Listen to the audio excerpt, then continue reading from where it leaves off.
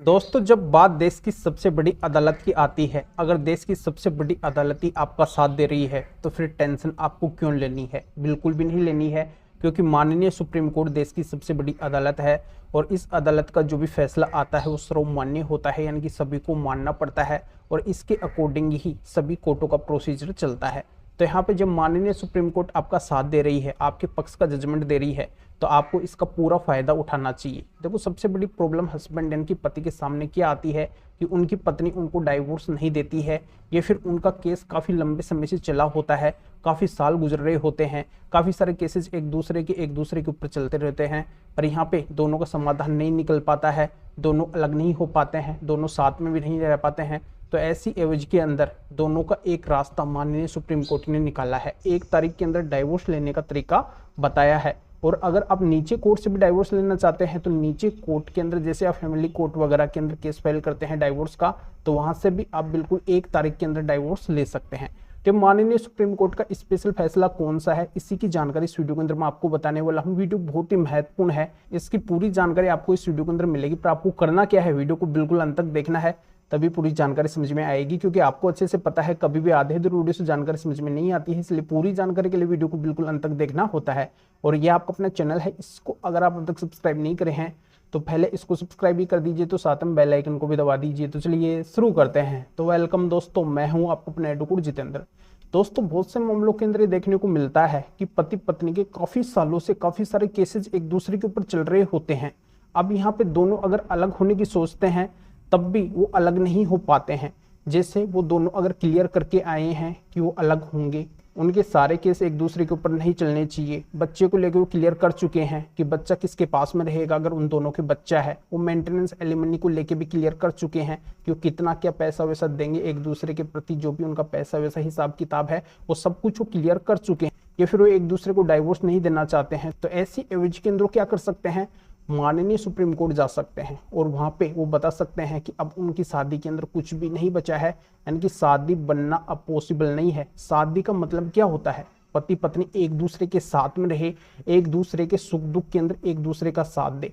पर अगर वो इस तरीके का डिस्प्यूट रख रहे हैं, वर्षों से परेशान है, एक दूसरे से अलग रह रहे हैं, वो पति पत्नी के रिलेशन के अंदर नहीं बन पाते हैं और वो एक दूसरे के साथ में रहने की सोचते भी नहीं है, बस उनका समय और पैसा बर्बाद होता रहता है, तो यहाँ पे वो क्या कर सकते हैं, माननीय सुप्रीम कोर्ट डायरेक्ट जा सकते हैं और आर्टिकल 142 कॉन्स्टिट्यूशनल ऑफ इंडिया के तहत सुप्रीम कोर्ट से डाइवोर्स ले सकते हैं। और यहाँ पे माननीय सुप्रीम कोर्ट केवल 1 ही तारीख के अंदर डाइवोर्स दे देगी, यानी कि इसके अंदर ज़्यादा कुछ समय वगैरह बर्बाद नहीं होगा। तो एक तो रास्ता ये है कि अगर वर्षों से परेशान है तब भी वो माननीय सुप्रीम कोर्ट जाके डायरेक्टली डाइवोर्स ले सकते हैं।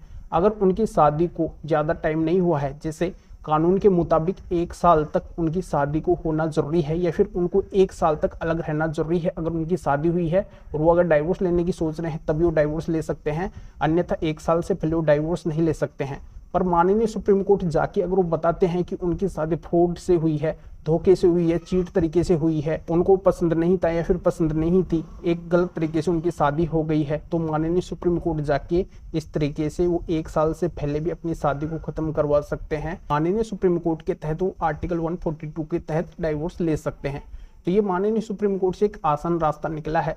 और दूसरा क्या है कि अगर वो माननीय सुप्रीम कोर्ट नहीं जाना चाहते हैं, उनकी शादी को भी 1 साल का समय नहीं हुआ है, 1 साल तक वो अलग रहते हुए नहीं हुए हैं और फिर उनको अभी डाइवोर्स लेना है, इमरजेंसी आ गया है, उस लाइफ पार्टनर के साथ में नहीं रहना चाहते हैं जिनके साथ में उनकी शादी हुई है, गलत तरीके से उनकी शादी हो गई है, वो लाइफ पार्टनर उनको पसंद नहीं है, या फिर उनके बीच में इस तरीके का डिस्प्यूट चल रहा है कि उनके साथ में अभी रहना उनका पॉसिबल नहीं है, केवल अंतिम रास्ता उनके पास में है डाइवोर्स लेना, तो 1 साल से पहले डाइवोर्स कैसे ले सकते हैं। तो नीचे कोर्ट से भी, यानी कि फैमिली कोर्ट, लोअर कोर्ट से भी वो डाइवोर्स ले सकते हैं। पहले उनको क्या करना होगा, हिंदू मैरिज एक्ट के सेक्शन 14 के तहत एक एप्लीकेशन लोअर कोर्ट या फिर फैमिली कोर्ट के अंदर लगाना होगा। वहां से उनको परमिशन लेनी पड़ेगी कि उनकी शादी को भी 1 साल का टाइम नहीं हुआ है, या फिर उनको अलग रहते हुए 1 साल का टाइम नहीं हुआ है, पर यहाँ पे मजबूरी ये फंस गई है कि उनको अब डाइवोर्स लेना ही है। तो ऐसी स्थिति के अंदर नीचे कोर्ट, लोअर कोर्ट या फैमिली कोर्ट परमिशन देगी, तब 1 साल से पहले भी वो अलग हो सकते हैं, डाइवोर्स ले सकते हैं, उनको 1 साल तक इंतजार करने की जरूरत नहीं है। तो 14 हिंदू मैरिज एक्ट सेक्शन के तहत उनको जब परमिशन मिल जाएगी फिर वो डाइवोर्स का केस फाइल करके 1 साल से पहले भी डाइवोर्स ले सकते हैं। तो यहाँ पे भी पॉसिबल है, अगर उनके पास में डाइवोर्स लेने का ग्राउंड है तो वो इस तरीके से 1 साल से पहले परमिशन लेके डाइवोर्स ले सकते हैं। तो दोस्तों ये जानकारी आपके अच्छे से समझ में आ गई होगी। अगर जानकारी समझ में नहीं आई है और भी अगर अधिक जानकारी आपको चाहिए, आपकी किसी भी तरीके की अगर कोई भी कानूनी समस्या है, आपको लीगल एडवाइस यानी कि कानूनी सलाह चाहिए, तो स्क्रीन के ऊपर मेरे व्हाट्सएप नंबर शो हो रहे हैं। इस व्हाट्सएप नंबर के ऊपर व्हाट्सएप मैसेज करके अपॉइंटमेंट बुक करवा के डायरेक्टली आप मेरे से कॉल के ऊपर बात कर सकते हैं। अपनी किसी भी तरीके की कोई भी कानूनी समस्या है तो उसका समाधान मेरे से जान सकते हैं। तो इस महत्वपूर्ण माननीय सुप्रीम कोर्ट के जजमेंट का लिंक इस वीडियो को डिस्क्रिप्शन के अंदर दिया गया है। तभी आप इस वीडियो को लाइक कर दीजिए और शेयर भी कर दीजिए जो और लोगों तक भी ये जानकारी पहुंच सके।